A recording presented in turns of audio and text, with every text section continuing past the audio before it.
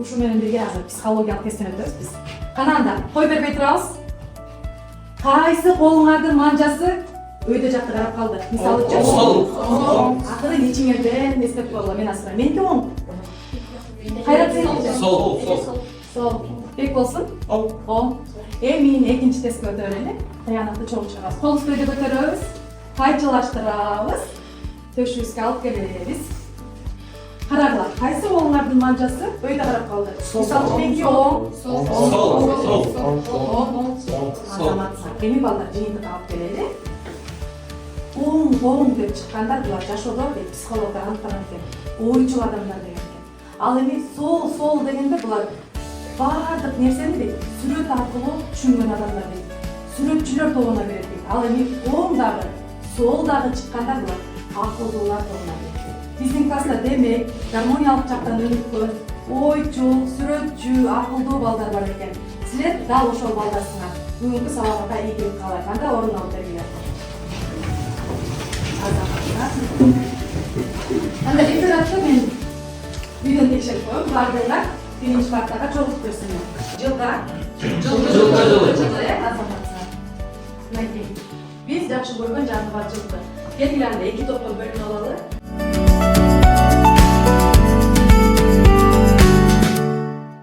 Мынакей балдар, ушинтип биз эки топко бөлүнүп алдык. Бул эмне балдар? Комуз. Кыргыздын улуттук аспабы. Мен дал ушул силерге комуз менен эки топту баалоону чечтим. Эки команда, бул биринчи топтуку болсун, биринчи команданыкы. Бул экинчи топтун баалоо баракчасы болсун. Ар бир жооп берип отурган суроолоруңарга келип белгилеп турасыңар эки топтун лидерлери. Түшүнүктүү болду? Ал эми жекече балдар, жекече дал ушундай ыйтыкчалар менен бааланып отурасыңар. Мынакей. Көрүнүп атабы? Азаматсыңар. Баардыгыңар бүгүнкү сабакта активдүү катышат деп ишенем. Кана анда угабыз.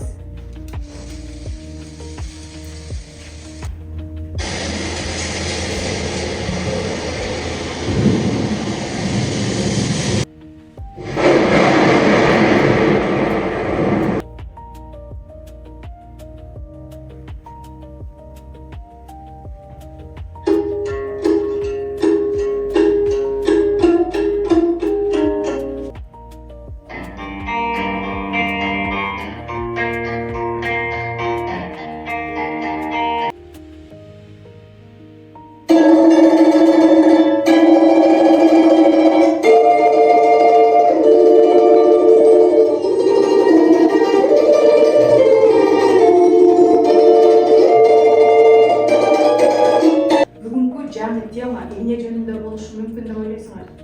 Мүмкүндөр баары. Үн, азаматсыңар. Анда чогуу көрөлү. Анда нерсе балдар, биздин бүгүнкү жаңы тема үн толкундары, анын касиеттери. Инфраүн, ультраүн, алардын жашоодо колдонулушу боюнча. Биздин сабагыбыздын максаты үн толкундарынын негизги касиеттери менен таанышасыңар. Үн толкундарын жашоо турмушта жана техникадагы маанисин билебиз. Ошондой эле үн толкундарын жаратылышта жана техникадагы колдонуу мисалдарын карап өтөбүз. Ал эми сабакка негизги түшүнүктөр: үндүн бийиктиги, үндүн катуулугу, ультраүн, инфраүн жана кинематика. Сабактын жүрүшүндө математика, биология, информатика, музыка жана медицина предмет аралык байланыш экендигин биз билебиз. Эми балдар, бүгүнкү сабакта силер ачылыш жасайсыңар. Азыр мен эки топко тапшырмаларды берем. Биринчи топ биология предметтерден тартып, силерге үн кантип пайда болот деген суроону бергим турат. Жана ошондой эле силерге экспериментке тиешелүү бул жерде керектүүлүүчү приборлор берилген. Силерге таратып берейин. Мактоолу отурууга баардыгыңар эмне кыласыңар? Чогуласыңар да иштейсиңер. Ал эми экинчи топко дагы дал ошондой бирок башкача тапшырма берилет. Силер дагы ынтымакташып ортого отуруп алып эмне кылабыз? İşteyiz. Kananda Bарды, 2 topga teң 5 minuttan vaqt beriladi.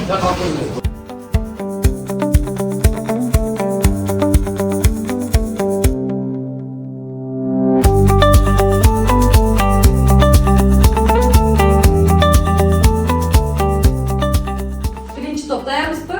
Qaysi? Talqat. Qana bardığımız turib, orqalıqdan yaşnaqlar qilib ko'rsatib berasiz. Ayşe'ga? Azamatsizlar. Demek emne qildik biz? Uyдun taralışын aniqlab oldik. Sizlarning maqsad emnelar? Kim aytib beradi?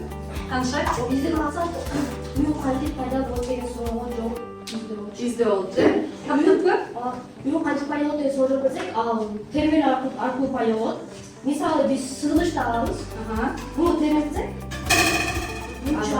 uyum chiqadi. Sonu. Al endi sizlarga dag'i bir qural bergan. Qana, ani qanday qiladilar? To'plar biz abadan termelүү qatori aniqlab o'tganmiz.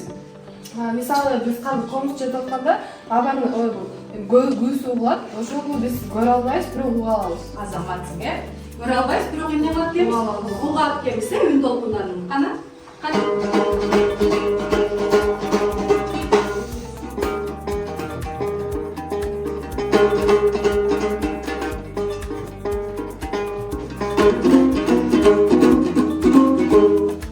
Azamatsizlar.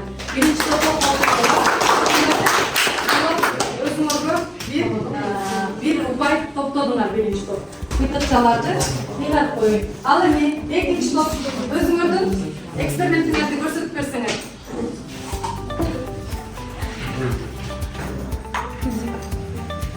Fizika. Termodinamika? Azamatsizlar. Endi sizlarga qanday so'rov berdilar atay?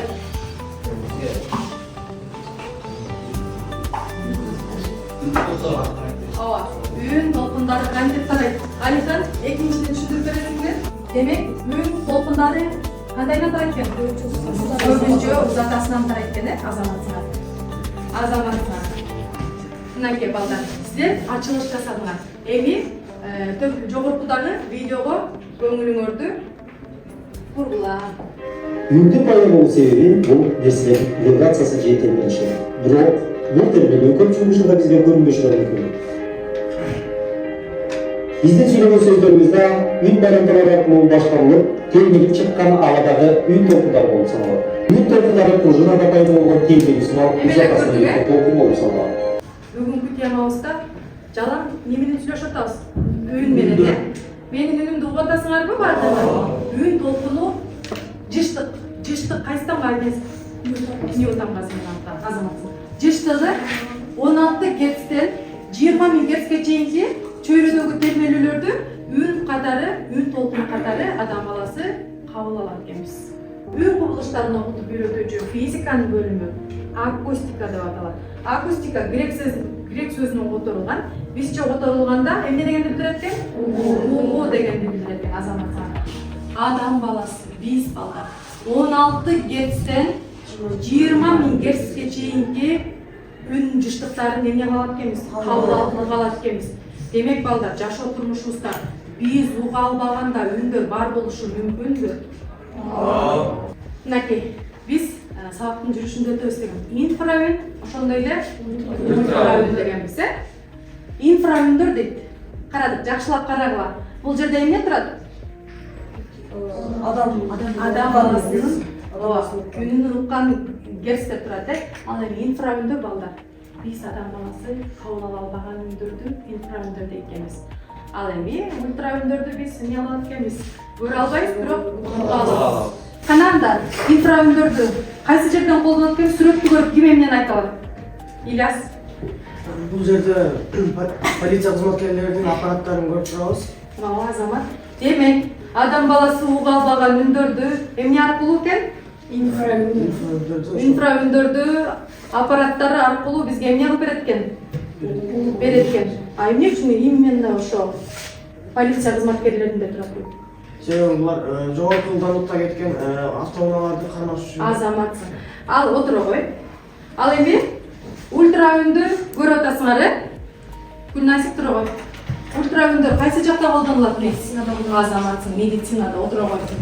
Мынакей, медицинада деп балдар силер өтүндө таш бар экен, бүйрөгүндө таш бар экен деп апаларыбыздын, эжелерибиздин айткандарын уктуңар беле? Уктук беле ушул нерсени. Дал ошол өттөгү жана бүйрөктөгү таштарды аныктап берүүчү үндөр ультравүндөр болуп эсептелет.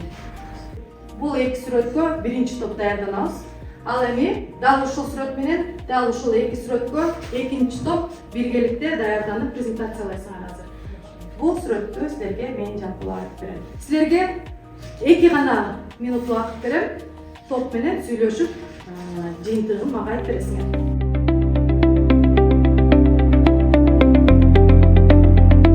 Анандыңыздар балдар. Аныктадыкпы эки топ? Биринчи топ. Жооп бересиңер.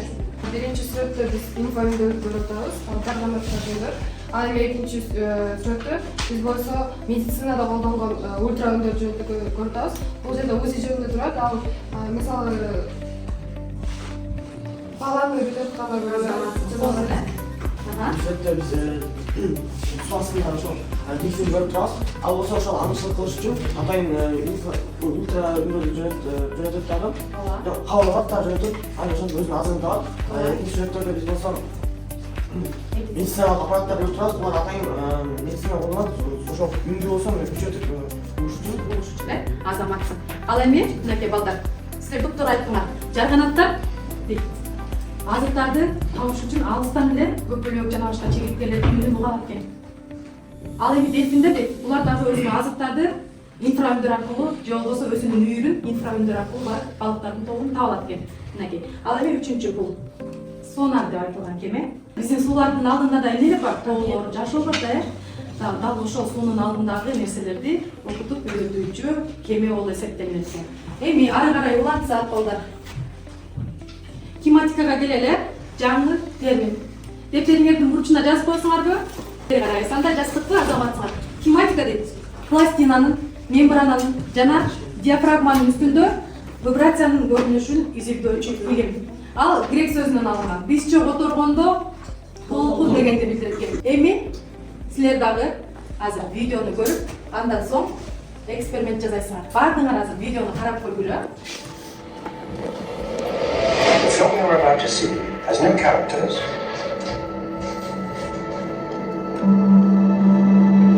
If you spare a little of your imagination, this is a film to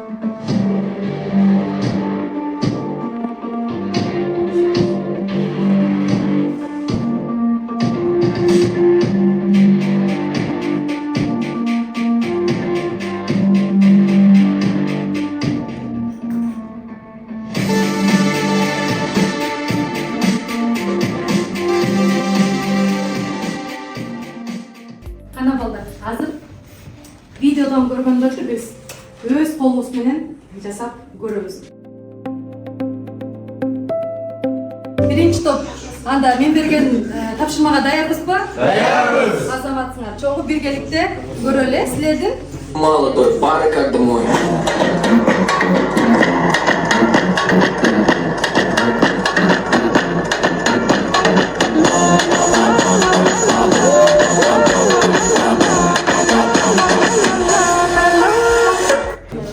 Экинчи группа. Даярбызбы? Даярбызбы?